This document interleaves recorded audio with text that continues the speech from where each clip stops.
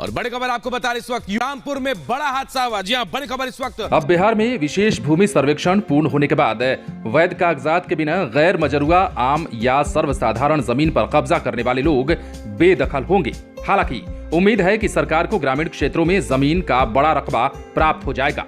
भूमि सर्वेक्षण कार्यों में लगे कर्मी और ऐसी जमीन और इसके अवैध स्वामी की सूची तैयार की जा रही है। बिहार विशेष सर्वेक्षण और बंदोबस्त अधिनियम के अनुसार गैर मजरूआ जमीन जो सक्षम प्राधिकार के आदेश से नहीं हुई है उसकी बंदोबस्ती रद्द होगी। हालांकि इस श्रेणी की जमीन की बंदोबस्ती का अधिकार सिर्फ राज्य सरकार के पास ही रह गया है, जो सरकार इसे लोक कल्याण के लिए बंदोबस्त कर सकती है।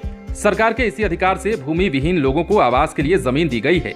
सर्वे कर्मियों को ये हिदायत दी गई है कि किसी भी अवांछित प्राधिकार द्वारा जारी रसीद या फिर पट्टा के आधार पर यदि कोई व्यक्ति गैर मजरूआ जमीन पर स्वामित्व का दावा करता है तो उसे नहीं माने, इसे जमाबंदी में दर्ज न करें, खानापूर्ति के दौरान इसे सरकारी जमीन लिखें, खेसरा पंजी के साधारण में इसका लिखित विवरण दें।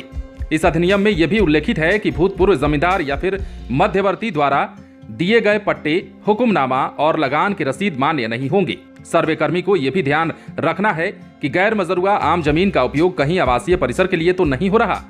यदि ये जमीन कैडस्ट्रल या फिर रिविजनल सर्वे खतियान में अवैध कब्जे के रूप में दर्ज है तो इस जमीन के बारे में सर्वेक्षण के दौरान अवैध कब्जा लिखा जाएगा। वहीं अगर गैर मजरूआ जमीन भूमि के किसी खंड पर कोई खेती कर रहा है तो रिकॉर्ड में यह रैयत का नाम दर्ज नहीं किया जाएगा। इस श्रेणी की ऐसी जमीन जिसका उपयोग सड़क, नाला, नदी, जिला परिषद की सड़क, स्मशान, कब्रगाह, विद्यालय, तालाब, पोखरा, जलाशय आदि के रूप में हो रहा है उसे गैर मजरूआ आम के खाता में दर्ज किया जाएगा। सर्वे के लिए जारी निर्देश में यह भी स्पष्ट कह दिया गया है कि अगर किसी अधिकारी या कर्मचारी ने गैर मजरूआ आम श्रेणी की जमीन के लिए लागान रसीद काट दिया है तो उसे भी अमान्य कर दिया जाएगा। इस आधार पर हुई जमाबंदी भी रद्द कर दी जाएगी और उसका खाता किसी व्यक्ति या संस्था के नाम से नहीं खुलेगा। सरकारी जमीन के खाता में इसे दर्ज किया जाएगा। जमींदारी उन्मूलन के बाद गैर मजरूआ आम जमीन की बंदोबस्ती का अधिकार सरकार में निहित हो गया।